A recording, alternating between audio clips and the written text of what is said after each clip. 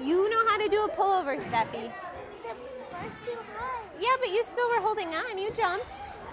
You can make it. Squeeze your legs. Squeeze your arms. Arms tight. Arms tight. Up your head. Not looking all the way down, but neutral. Thank you for not letting go. You survived. I've been to Brazil twice, actually. Another good competition. We won as a team. Next to Brazil is Australia. That kind of needs no explanation. And then next to that is Denmark from 2006 Worlds.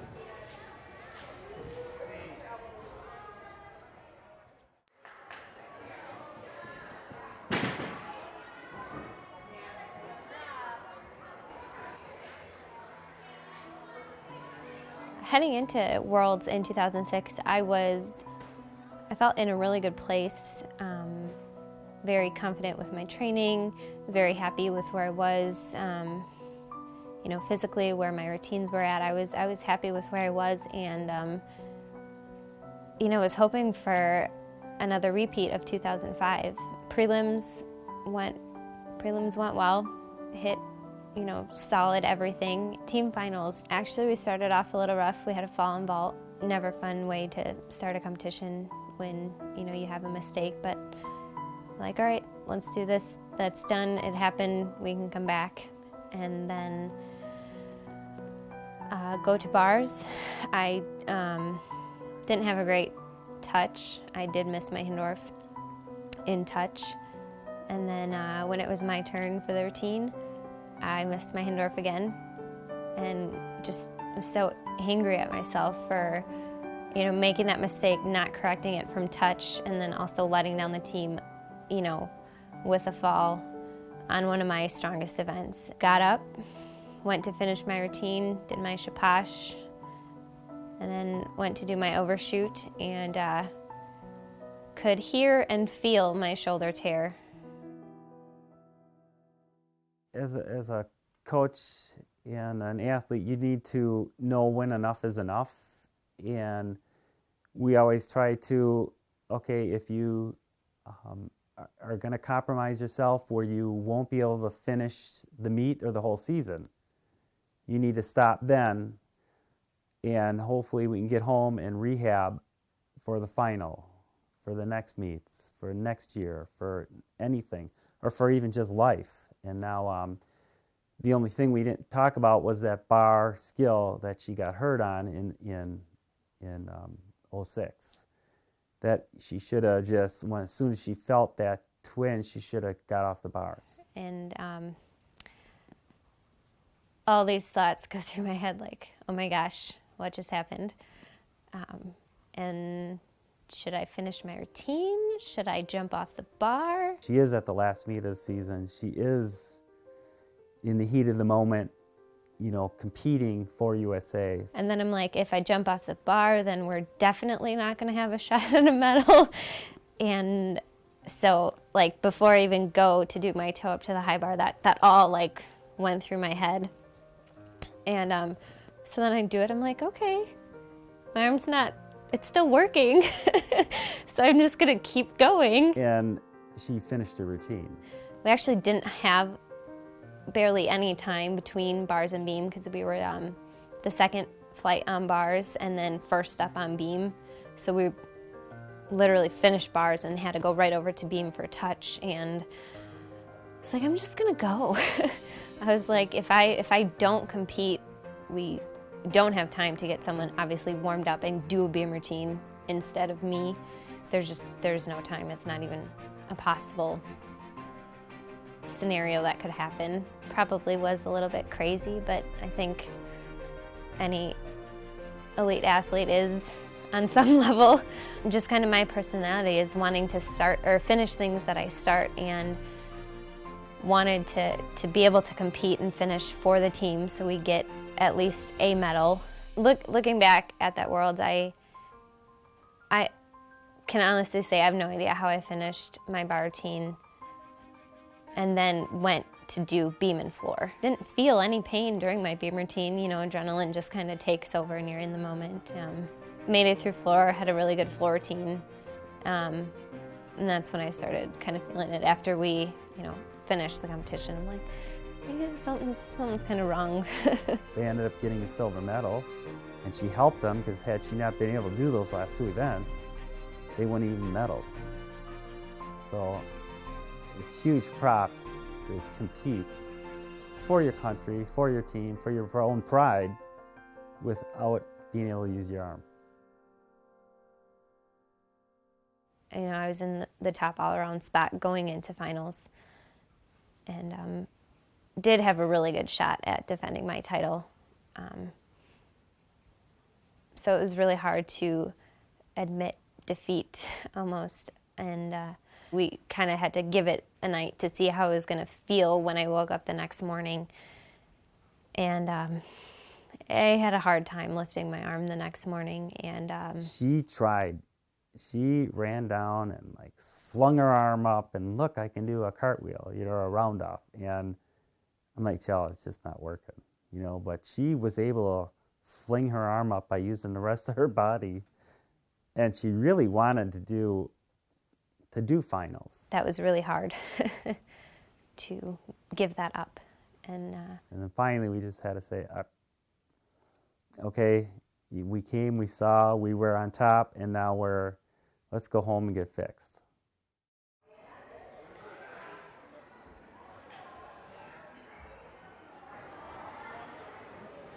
the hardest injury for me to come back from was the rotator cuff and labrum. It was a pretty severe injury, and, you know, had to have the surgery to repair, and it was a really long recovery, you know, losing, you know, all strength, all motion in your arm, and having to build it back from pretty much nothing. One of the biggest days that I remember was being able to raise my hand all the way up, and just being like, it was a major victory. And then I took a step back and was like, I just got excited because I could lift my arm above my head. I was like, that is pathetic. And, you know, so that was really hard. It was like, I've gone from, you know, being able to do all my gymnastics to just being excited to have the strength and the flexibility to lift my arm above my head. The recovery time was a year, because she didn't compete at all in 2007. She didn't compete at all in 7, did she? We went out to San Jose and they wanted to use her on being in Florida Worlds, and that fiasco. You don't remember that? Yeah, I do. Yeah. Yeah, so we did do a meet. We did go to championships and compete. But the main goal after that was training and getting ready for 2008 season. I do think, yeah, that a lot of people did kind of forget about me, or I was just off their radar because the team in 2007 did so well. They're like, oh, they could just carry over that team in 2008. And, you know, it doesn't always work out that way. But I was fine with that. I was in the gym, I was training, I was focusing on what, you know, I thought would give me the best chances of making the team, and I didn't really listen kind of to anything outside, and, you know, and if you do hear the, oh, maybe she'll make it, but she really hasn't done anything, and I don't know if she can, it almost gives you a little bit more fuel, because it's like you just want to prove those people who don't believe in you wrong. I mean, I didn't have anything to prove. Chellsie wanted to prove that she could still be the best in the world.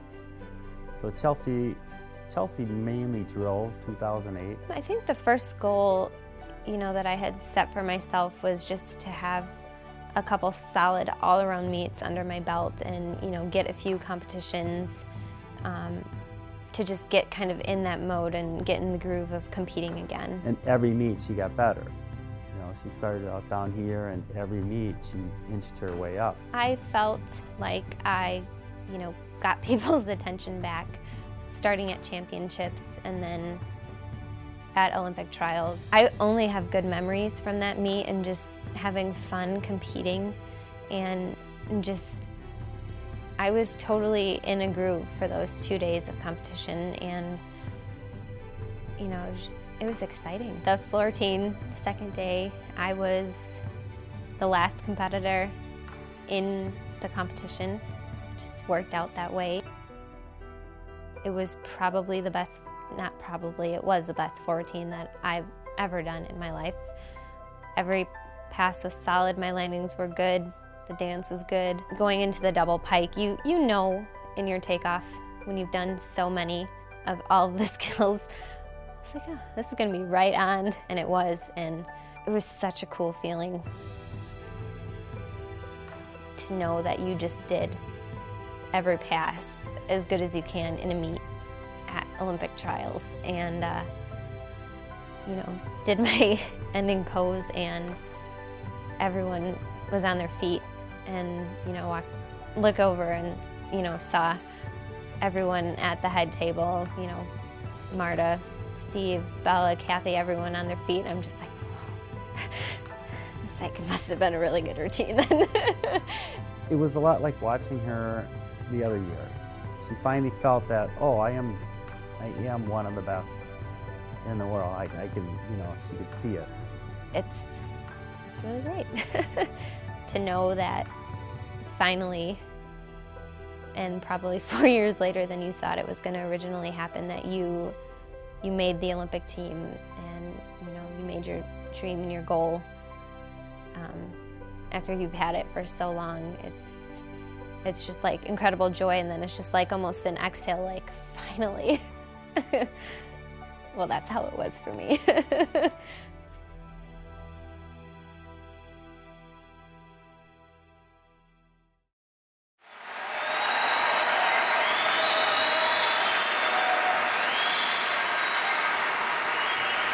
Our second day training in Beijing, you know, it was a morning workout, head to the gym.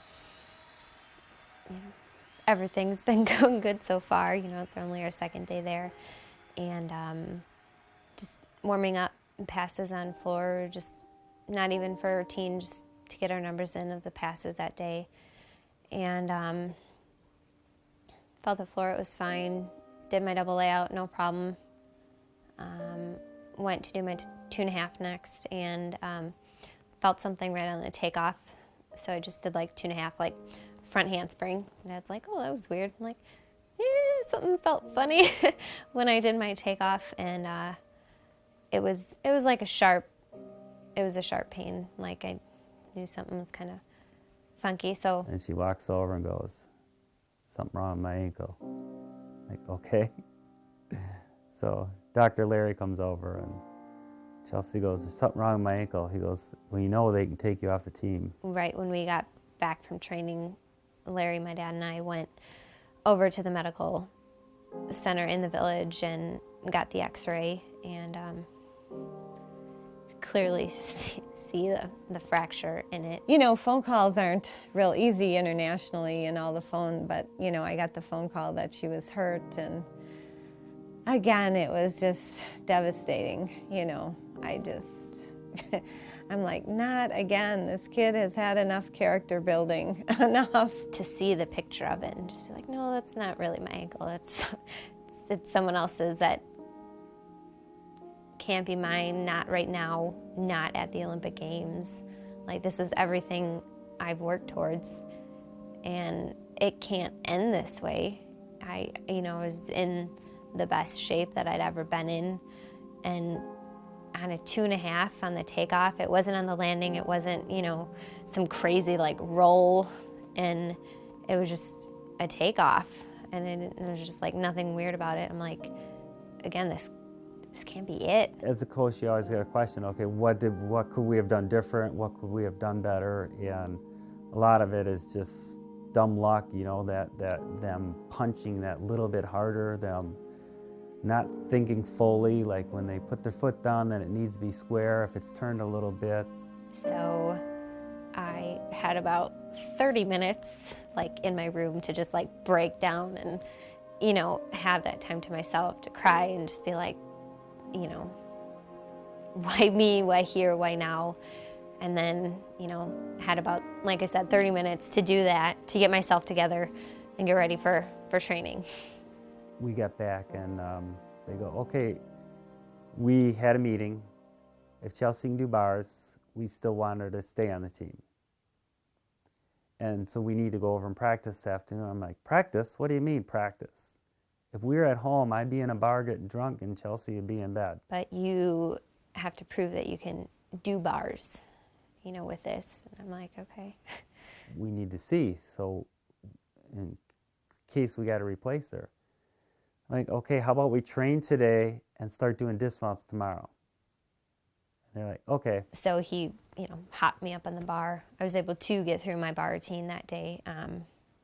How, I don't know, with everything that happened in the emotional state that I was in, but I was able to pull it together, I think just because I wanted to prove that I could, and I wanted so much to still be a part of the Olympic team. So then the next day, she went in and did all her routines with dismounts.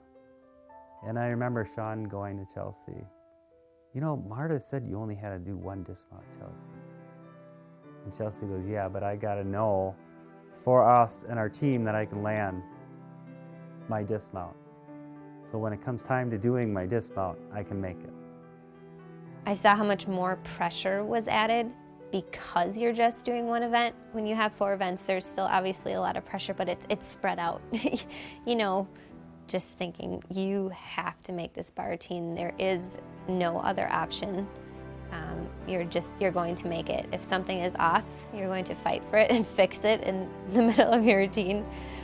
And I was able to make it through, land just fine, and was just so excited to be able to hit that bar routine in the Olympics and, you know, be able to contribute to the team.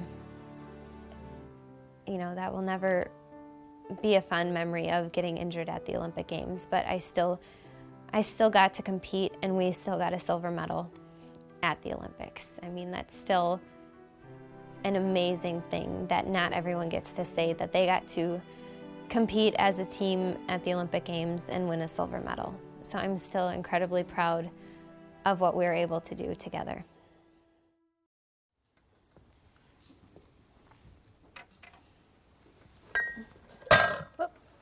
I have a candle in there weighing it down. This one is pretty heavy. This is a silver team medal from Beijing. And then the back has the jade in it, and my dog eating the ribbon. Hey, bud. After Beijing, I wasn't sure what I was gonna do, if I was gonna maybe try to make a comeback and compete again, or if I was gonna be done. And so 2009, when I competed beam at, you know, championships, but I was still in that, it was still kind of a limbo. It was like, this is all I've ever done. Should I still be doing this, or should I, you know, pursue something else? It's scary to think about letting it go and totally changing your focus to something else. So it was a really hard place to be in. Did I think Chellsie was done competing after the Olympics? And my answer would be no, because Chellsie just loves gymnastics. She still has that drive to be an elite gymnast.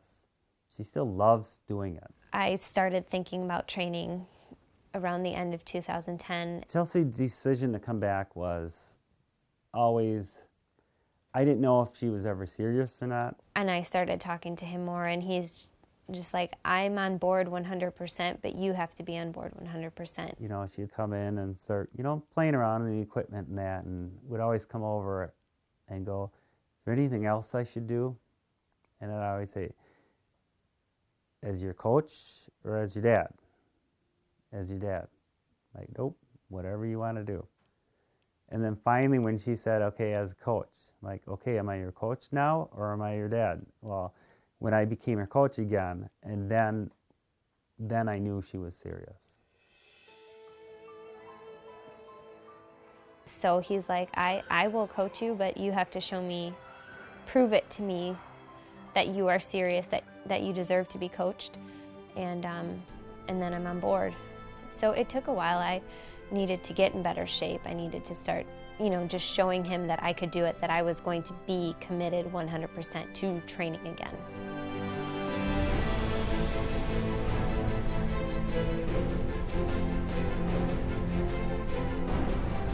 Probably unfinished business for her that okay, I made the last Olympics, I looked really good for the last Olympics, but it didn't have the outcome because I got hurt. A year out, she looked really good. 2011, yeah, classics went really well. You know, the first time competing all around in a long time.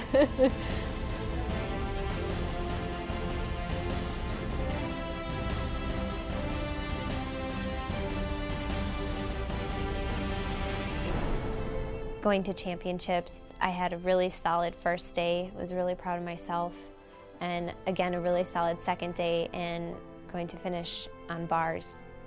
And bar routine started out great, everything was good, and got up, was doing my giant full, and just something weird kind of happened, and I missed it, and I don't know if I've ever fallen off a giant full the wrong way. Year off in the Olympics, she looked really good. I mean, she competed at nationals the very first day and was the top 3 in the country, and then the second day she tweaked her shoulder. The pain and the motion and everything wasn't nearly as bad as it was in 2006. I'm like, it just probably tweaked it. So rested it for a while. They did put me on the Pan Am team, and then I went home and did decline it because we went and got the MRI and saw that there was a tear in my biceps tendon, and just thought if I wanted to have a chance at going for 2012 that it was the best idea to get the surgery and get it repaired right away. Realistically, we needed to have bars back because that's where USA Gymnastics needed her, especially with the field coming up. They needed bar routines, and that was her shot and everyone else's shot at making an Olympic team, the athletes that weren't, the athletes that took time off. I thought that I had a good shot of making the team. I was trying to, you know, just work on the events that I knew I could contribute the most on. Her and I knew bars was the most important, and that would be the last thing to come back because of, the shoulder. So she started making, good progress on bars. I knew it would be hard. There's, a lot of the younger great girls coming up, so I knew it would be really hard. I didn't think it'd be easy by any means, or that I wouldn't have to fight for a spot, because I knew I would, but I still thought that I could have a shot at it at least.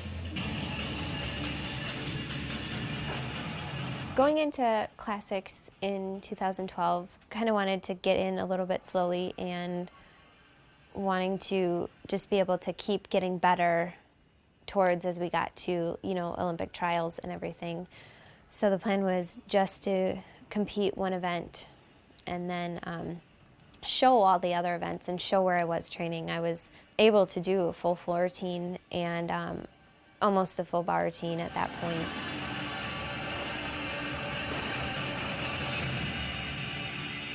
But I was more confident with beam. I had a lot more numbers of routines under my belt and just thought that that would just be the smarter thing to do. And that didn't go well.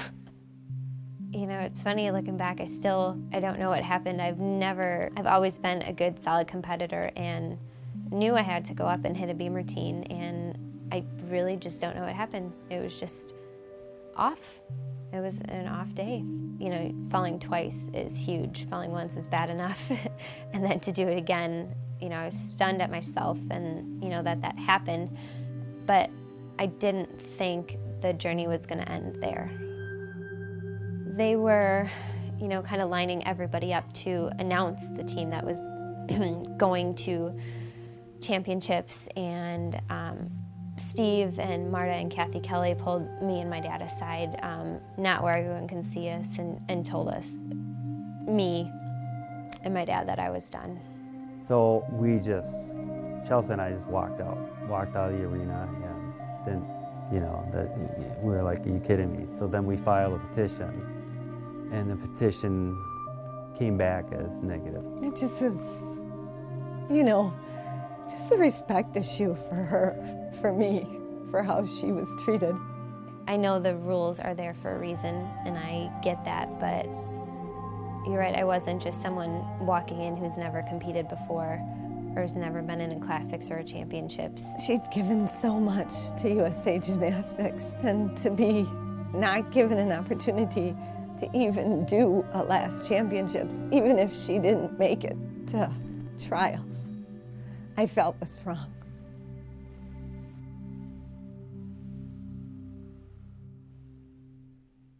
I didn't think that they were going to reconsider. They made their decision. But I think it came back to haunt them because the whole social media, you know, I don't really think they realized how many fans she had. And then, you know, when the online petition and everything started, that was crazy. I didn't expect that at all. And to see people just like come to me and support me, and you know, that was really cool. That helped me, I think, more than the people will know. You know, everyone who signed that petition or left a nice comment about me, and really helped me get through that. Push up top. Coaching helps a lot, just to seeing the kids and helping them every day, because that is a new challenge every day for me, and that's fun to learn new things every day and see the kids progress. Oh, I don't want to do that. I do! I hope that I can inspire some of the younger generation to be able to know that it's okay if you get knocked down every once in a while, that you can get up and you can come back and you can be even stronger and still make the goal that you set out for yourself. It is definitely weird not having, you know, the daily grind of gymnastics and then going out there and competing and getting the nerves and the adrenaline. Judging helps fill that, because I get super nervous before the competitions. You know, that's why I've been studying so hard and wanting to know the rules inside and out, so I can do the best job that I can for the girls who are competing, because I want to be fair across the board and do what's right for them. I will always be a part of gymnastics. You know, it's in my blood, and it's what I will always love to do. Chelsea's really good. She's married. Life is good for Chelsea right now. She chose to get married at our house in front of the lake. Couldn't have asked for a better day. I was so happy that it wasn't raining that day. My future is going to be still a lot of coaching, judging, kids at some point. You know, really looking forward to a whole new chapter in life.